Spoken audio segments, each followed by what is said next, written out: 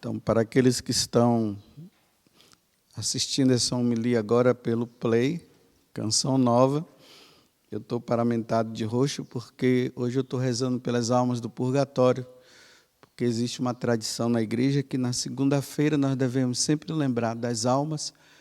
Então eu quero colocar essa missa pelas almas do purgatório, né? Quantas pessoas na nossa família poderão estar no purgatório agora, necessitando das nossas orações, e muitas vezes nós esquecemos de rezar, porque nós já dizemos que está no céu.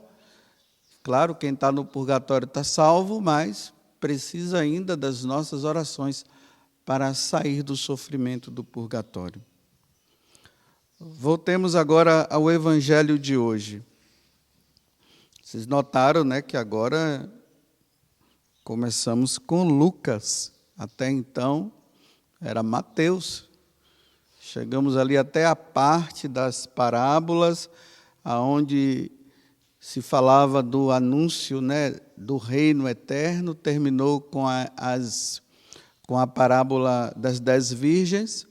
Se fosse seguir, já iria entrar na questão da paixão do Senhor, mas aí só quando nós entrarmos na quaresma. Aí nós agora reiniciamos toda a vida de Jesus, tudo aquilo que nós já vimos em Mateus, agora com a ótica de Lucas. E já começou com essa passagem de Jesus na sinagoga de Cafarnaum, ou a sinagoga de Nazaré. Foi a primeira homilia que Jesus fez. E vocês percebam que foi um fracasso. Então, Jesus chega ali na sinagoga, era costume na sinagoga, né? Porque na sinagoga tinha o chefe da sinagoga, ele sempre dava a palavra para alguém. Então, alguém aí chamava alguém ali do meio do povo, as pessoas iam, alguém ia lá, lia um trecho e fazia uma meditação. Nesse dia, Jesus, cheio do Espírito, porque ele veio lá do deserto, ele tinha sido batizado, depois ele passou por aquele momento lá de 40 dias no deserto, onde foi tentado por Satanás, e ele, cheio do Espírito, foi enviado para a cidade onde ele tinha sido criado. Não aonde ele nasceu, porque ele nasceu em Belém. E aquele povo conhecia Jesus. Eles sabiam quem era. Era o filho do carpinteiro. Filho também de Nossa Senhora, da Virgem Maria. E agora Jesus abre a passagem, né, lá da Torá, e cai justamente no livro do profeta Isaías. E Jesus narra, né, com a linguagem de Isaías. Mas ele estava se referindo a ele. Mas para o povo era um trecho do profeta Isaías que Jesus estava falando. Então, o Espírito do Senhor repousa sobre mim. Qualquer um que fosse ler essa passagem iria ler assim, porque era assim que estava escrito, né? Então, o Espírito do Senhor está sobre mim, porque Ele me consagrou com a unção para anunciar a boa nova aos pobres. Aos pobres quem? Quem são esses pobres? Aqueles pobres de Deus, que vivem numa miséria de Deus, ou seja, não conhecem a Deus, não querem saber de Deus. Então, é esses pobres que ele vai anunciar a boa nova de conversão. Enviou para proclamar a libertação aos cativos. Quem são os cativos?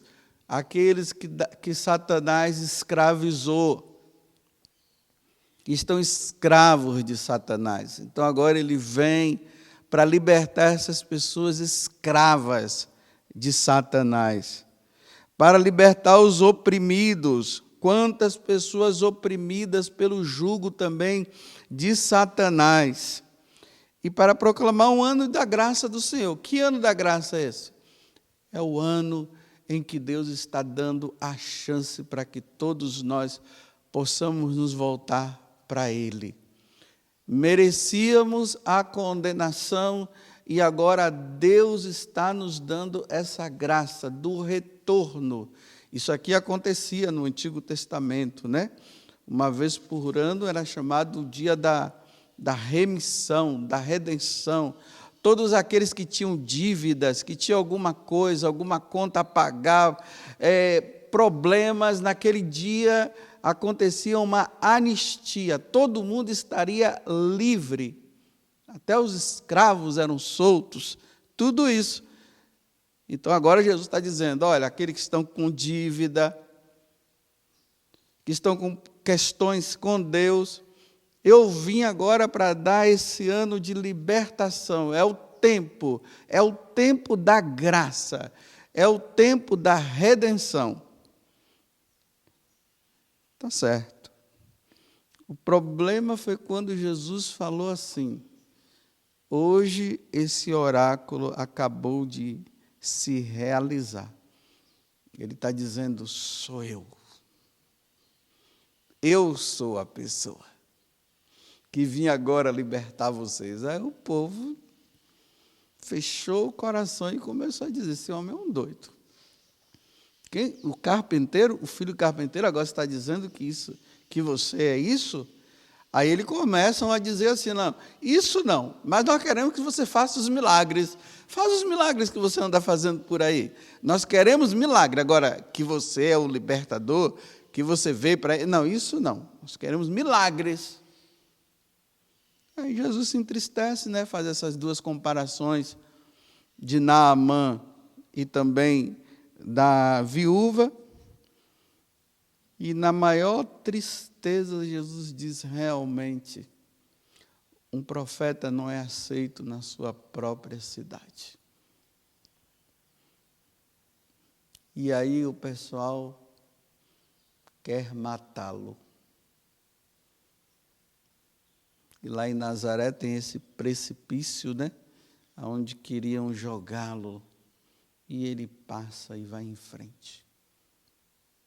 Aqui, meus irmãos, nós vivemos um grande drama nos tempos de hoje também. As pessoas, elas vão em busca de Jesus para que sejam realizadas curas, para que seus problemas eles sejam resolvidos, como eu sempre falo aqui brincando, né? As contas a pagar, que não está conseguindo. Então, vão atrás de Jesus para isso. Mas na hora que Jesus toca na ferida, de mudança de vida, de largar o pecado, para que haja salvação, isso não. Isso não. Não entra na nossa vida, não. E aí nós encontramos, né? Pregadores que se utilizam da palavra de Deus apenas para proclamar curas e curas das pessoas, mas em nenhum momento fala que elas precisam mudar de vida. Que elas precisam largar com o pecado, que elas não podem viver escravas de Satanás. Aí quando toca nesse assunto, isso não. Nós queremos curas e curas. E eu repito, aí tem aqueles pregadores que agradam, eles só falam disso, aí dão testemunho de pessoas que foram curadas disso e curadas daquilo, mas não tocam no assunto da questão do aborto, que é não matar, que não se pode matar nenhuma criança no ventre de uma mãe, como não se pode matar uma pessoa já nascida, isso não toca nesse assunto, porque diz que isso é polêmico. Não toquem em assuntos polêmicos. Ou seja, não toque em assuntos que salva, que liberta. Não, Jesus, fale de Jesus.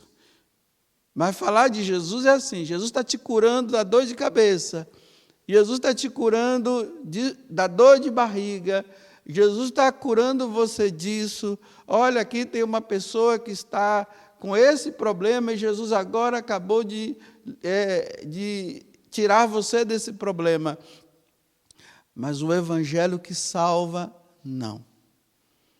Falar de questões que as pessoas precisam se livrar desse pecado de homens, vivendo com homens. Homens que mudaram a sua fisionomia. Homens que agora se transvestiram de mulher. E você via aquele rapaz e agora você vê uma mulher. Ou aquela mulher que era a mulher e agora ela mudou e ela tem fisionomia de homem.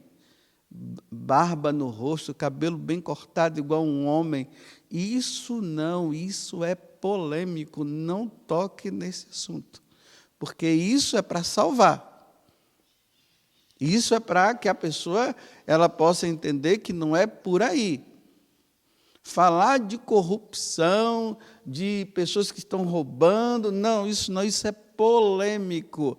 Jesus não gosta, Jesus não quer divisões. Ele quer apenas que você seja curado desse problema no seu olho. Isso não, libertação, a libertação do pecado não toque nesses assuntos. Aí nós vemos pessoas até sendo curadas, mas que permanecem no pecado. Aí morrem, foram curadas no corpo, mas não foram curadas na alma. Antes de Jesus dar a explicação do que ele ia fazer, o pessoal já descartou e já foi dizendo, nós queremos milagres. Faz milagres aqui como você fez lá em Cafarnaum. Aqui nós queremos milagre. Mudança de vida, não. Está muito bem a nossa vida dessa forma. Agora eu me recordo, né? Uma vez eu fiquei 1h30 conversando com um homem, que ele sabia que ele estava errado, mas ele não conseguia sair, não queria, não é que ele não conseguia, ele não queria sair. Ele vivia um caso com um outro homem. E ele, como um bom cristão católico, ele sabia que ele estava errado, mas ele justificou dizendo que Jesus o amava daquele jeito mesmo. Aí ele contou um sonho que ele teve com aquela pessoa, e eu ali conversando com ele, dizendo, meu filho, você precisa sair disso, Deus não quer que você permaneça nessa vida errada. Não estava condenando ele, não, eu estava orientando ele, eu estava dizendo, Deus não quer isso.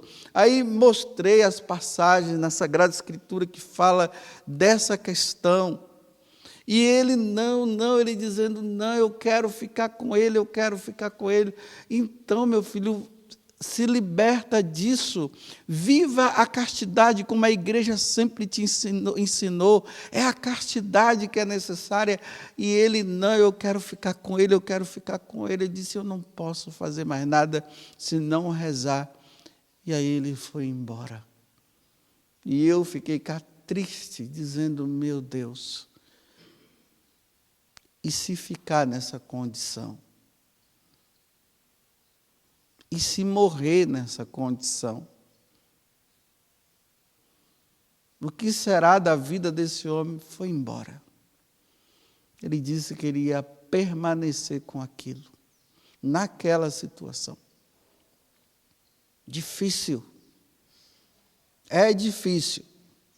Quando Satanás, ele segura, se a pessoa não tiver abertura de coração, ela vai viver nessa vida.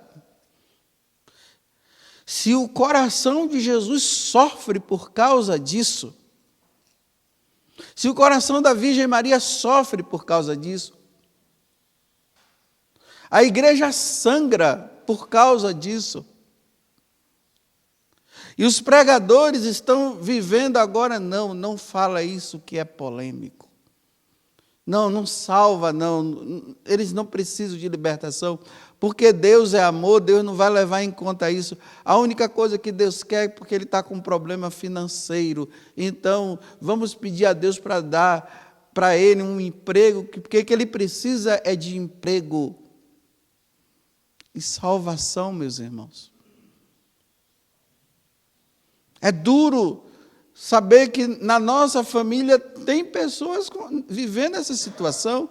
É duro nós sabermos que tem na nossa família pessoas que estão vivendo no mundo das drogas.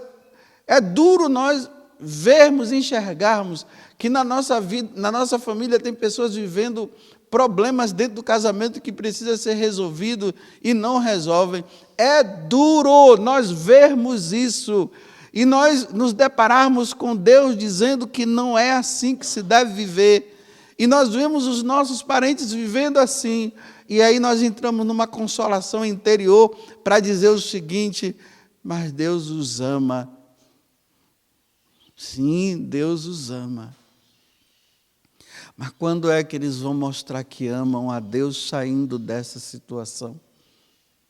Não toquem nesse assunto que é polêmico. Vamos preservar aquele pregador, né? Porque ele falou isso, então vamos preservá-lo, porque para ele não ser condenado, e assim por diante, para não ser processado. E o número dos perdidos vão aumentando, porque as pessoas não ouvem o evangelho da salvação. Imagine um grande pastor aí evangélico, que na igreja dele entra multidões.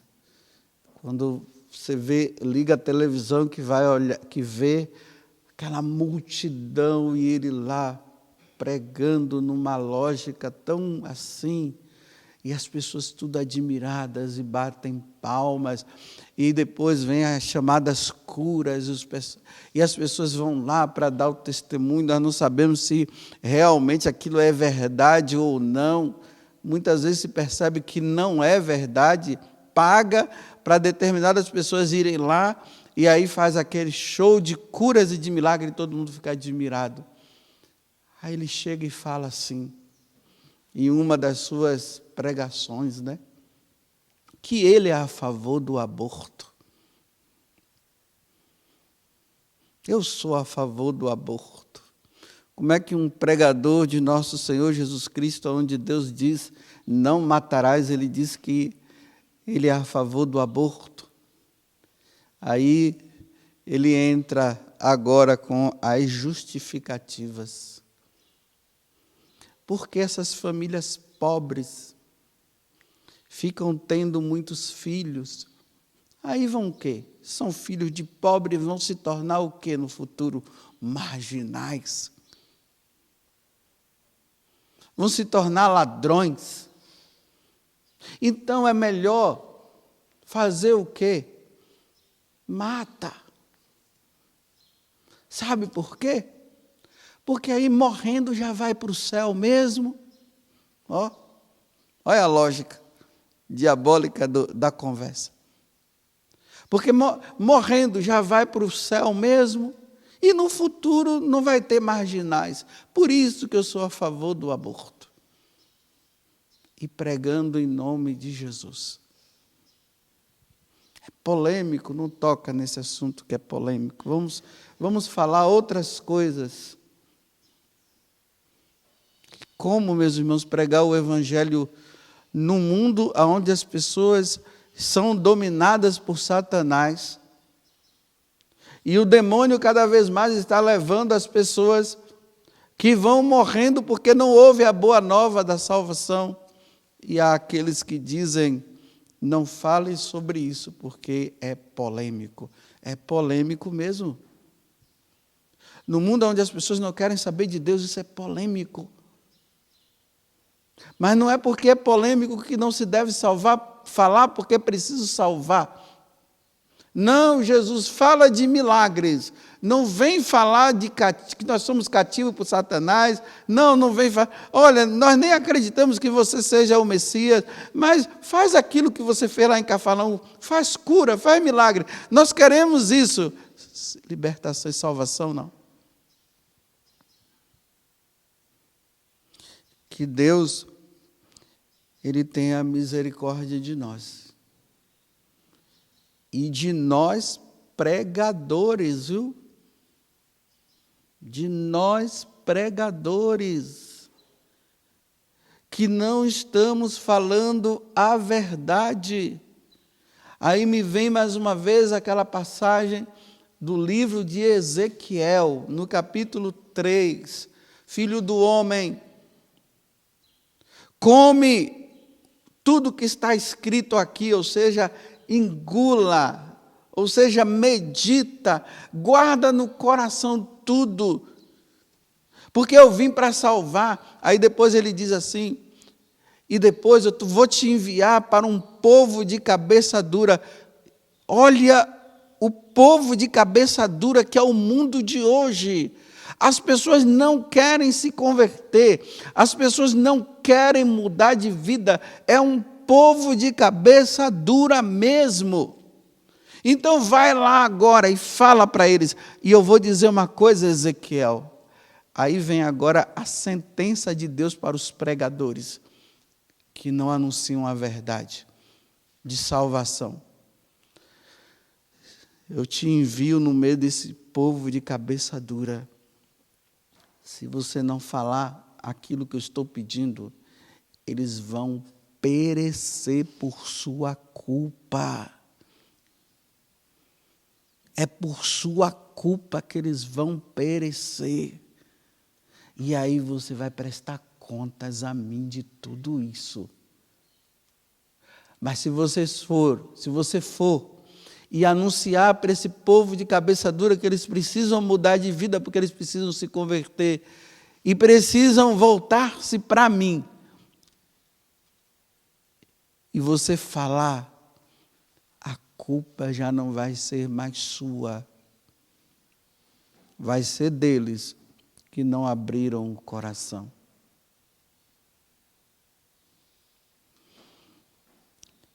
E quiseram jogar Jesus no precipício, porque Jesus veio fazer com que os cegos que não conseguem enxergar a Deus, eles passem a enxergar.